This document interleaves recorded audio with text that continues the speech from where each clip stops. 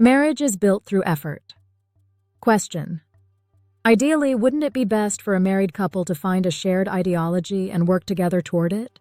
In reality, however, most couples end up working separately in different jobs and spend the majority of their time and energy apart. In that case, in an ideal marriage, is it ultimately the right path for a couple to move toward working together based on shared values? Answer. When we want to work together, we must first reach a certain level of personal development. Only then are we given the opportunities to work together harmoniously. If you try to work together while lacking something within yourself, then conflict will constantly arise. And when constant conflict occurs, whatever work you're trying to do together eventually falls apart.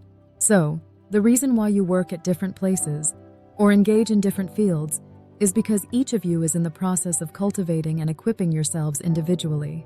When you've both developed a certain quality or mass of energy in the right way, then communication becomes possible. In this world, no matter what field you're in, there is always a shared commonality. There is no law that things are fundamentally different. Whether it's a field that helps people live better, or a field like preparing the dead for the afterlife, both relate to life and death and share the same universal principles. Every field contains 100% of the same foundational elements. If you've developed yourself properly in one area, and your partner has done the same in another, then common ground will naturally form, and working together becomes possible. That is what this study, or learning, is all about. Each of us has developed different energetic masses in different areas, so one of you may have been equipped over here, and the other over there. But when the time comes to truly work together, it's best to do so. However, in order to work together, both must be properly prepared. In the coming age, after 2013, people won't be respected just for having good technical skills. You may be used by others, but you won't be respected for it. You can no longer live well by relying only on your personal talents. Now is the time to learn how to share. When you know how to share and work together, your lives will become truly enriched. Even married couples must now be able to share and understand each other's intentions and words. In today's world, many don't even understand what being a husband and wife truly means. People often say that a married couple is of one heart and body, and believe that just by going through a wedding ceremony or a vow, they've become a couple. But the true meaning is that you've only just begun the effort to become a real couple. If you met through fate, then it's time to put in the effort. Through accumulating efforts, you become a married couple. Let me ask, are you two really of one heart? If your answer is no, then you are not truly a couple. Being a true couple means that when one speaks, the other understands. This is being of one heart. You may ask, who can ever reach that level? The answer lies in universal law. If the scale of perfection is 100, then surpassing 70% qualifies you. If you make effort to reach even 70%, it will be recognized. Getting past 70% is the hard part, but with effort, anyone can do it. That's when you're acknowledged as truly being of one heart. Less than 70%, even 50%, is not enough. Once you reach that point, heaven declares, you are now truly husband and wife. Through your efforts, you have become one. In the spiritual realm after death, those who weren't truly a couple cannot walk hand in hand, no matter how long they live together in this life. But those who became one through effort will remain as a couple even after death. Even God cannot separate such a couple. No power can divide what was united through sincere effort. That is the law of nature. So marriage is something built through ongoing effort. If you think simply meeting and getting married makes your partner yours, then you are already laying the foundation for separation. A person cannot belong to another. Relationships are built through mutual effort. Only when both sides seek to care for and support one another can unity be achieved. Do not be greedy. Many people define greed as the desire to accumulate wealth, but that is not what true greed is in the natural sense. That's just conventional thinking. According to nature's laws, greed is trying to control someone else's life. Every person is an independent being. Trying to manage or manipulate another's life is greed. It is a sin to violate another's autonomy like that. We now need to see life with a new perspective. Don't cling to outdated social logic. Logic may be useful as a tool to discern and analyze things, but logic is not the answer. The true answer must be something that resonates universally across all humanity and all laws. If there has been a flawed logic about marriage passed down over thousands of years, now is the time to redefine it. Marriage is something realized through effort. The same applies to family.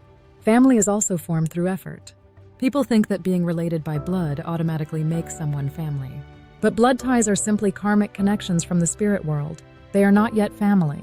Blood relations are a kind of destiny. They impose a duty. For example, when you are given children, you are given a responsibility to fulfill. However, to become a real family, you must make effort to support and care for each other. When spouses meet, they're not blood relatives, but they can become family through effort. Without it, they are not family. If both sides pursue their own logic and self-interest without effort, then the relationship will surely break. The karmic connection is given, but achieving harmony is your responsibility. Not even God can do that for you. Now is the time for knowledgeable people to begin correctly interpreting the principles of nature. This is how Hongik people, those who live for the benefit of humanity, must begin to reset the framework of society and establish the right laws. Only then can peace rise for humanity, and peace will come. Marriage is a sacred and meaningful bond. But it is not something that simply happens. It must be built with effort. So even if you're starting now, that's fine. If you begin now with correct understanding and sincere effort, everything can be achieved. The reason this hasn't been widely understood until now is because no one has properly taught it step by step. People should have met fellow seekers to study together and discuss what they didn't know. But instead of mutual support, many have become self-centered and led others according to their own way. All people can become fellow seekers of truth and knowledge. When true collaboration occurs, there is no hierarchy. No one above, no one below. Everyone must work together toward mutual benefit and harmony. That is how we complete our purpose. Here is a simplified summary. 1. A married couple is not complete from the start. Just because two people get married doesn't mean they're already a true couple. A real husband and wife relationship is built through mutual effort, understanding, and care. 2. To work together, you must first be prepared individually. If one or both partners lack inner development, working together will lead to conflict. Only when both are equipped and matured can they cooperate smoothly in any joint work. 3. All work shares common ground. No matter the field, the essence of every meaningful work is the same. When each person grows properly in their own area, they can find common language and purpose. 4. A true couple must become one in heart. This means deep mutual understanding, not just living together, but truly connecting emotionally and mentally. If a couple reaches 70% alignment through effort, they can be considered united in heart. Such couples remain together even after death, joined as souls. Even God cannot separate them. 5. Marriage and family must be built through effort. Blood ties, like between parents and children, are karmic responsibilities, not automatic family bonds. True family is created through effort, love, and mutual care, not just biology. 6. Real greed is trying to control someone else's life. Wanting money isn't true greed. True greed is trying to manage, manipulate, or dominate another person's life. Every human being has individual dignity and independence that must be respected. 7. It's never too late to start. Even if you haven't known these truths until now, you can begin today. With the right understanding and sincere effort, you can rebuild your marriage, family, and life. 8. Be fellow seekers, not masters over one another. In today's world, there should be no hierarchy in truth-seeking. Married couples and friends should walk as equals, helping one another grow and live in harmony. On the same path. Inspirational fiction, based on the teachings of Master CHEON GONG. In a quiet village on the outskirts of Seoul, Jungwoo and Suyeon had been married for 18 years. From the outside, their life looked ordinary. Jungwoo ran a small woodworking shop. Suyeon worked in the administration office at a middle school. They were raising 2 children, each busy with their own work, their days passing in a quiet routine. Time spent together had become rare, and their conversations had dwindled to practical matters only. One evening, a minor argument broke out between them. It was over something trivial, but that night, Suyeon said quietly, "Jungwoo, are we really a married couple?" Jungwoo couldn't respond. He simply put down the hammer in his hand and lowered his head. He had always believed that being husband and wife meant living under the same roof, supporting each other. But in truth, they had just been coexisting, not truly connecting. That night, unable to sleep, Jungwoo stumbled across a lecture on YouTube. The speaker said, "Marriage is not something that completes itself overnight. A couple becomes one through effort.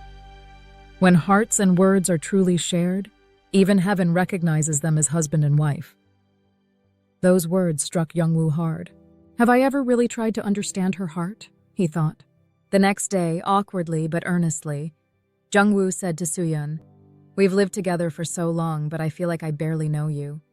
Do you think we could start spending a little time together, just the two of us?" Surprised, Suyeon looked at him silently for a moment, then nodded. From that day on, they created a ritual. Wednesday evenings became their time. They walked together through the hills near their home, sat in quiet cafes, and shared forgotten stories. They talked about their children, their work, and even their childhood dreams. Words that had once disappeared began to return, and so did feelings. As weeks passed, Jungwoo came to understand the wounds and dreams Suyeon had carried in silence. And Suyeon, in turn, began to see the weight of quiet responsibility Jungwoo had shouldered for their family. One day, Suyeon said, "In the past, I used to feel like we were just people who happened to live together. But lately, I feel like we're finally walking the same path." Jungwoo gently took her hand and smiled. "Do you think we're starting to become a real couple?" Suyeon smiled back. "Maybe not 100% yet, but I think we've reached about 70. They realized then that love isn't just a feeling. It's a daily effort, an ongoing conversation of the heart. And that effort, they believed, would bind them not only in this life but beyond it. Years passed. Their children moved away to college, and the house grew quiet again. But every Wednesday evening, Jungwoo and Suyeon still went for walks together. Even in silence, they felt deeply connected, because their hearts now spoke without needing words. They had come to understand, being husband and wife is not just a role, it's a journey toward becoming one in heart. And at the end of that journey, heaven would speak, "Now you are truly a couple."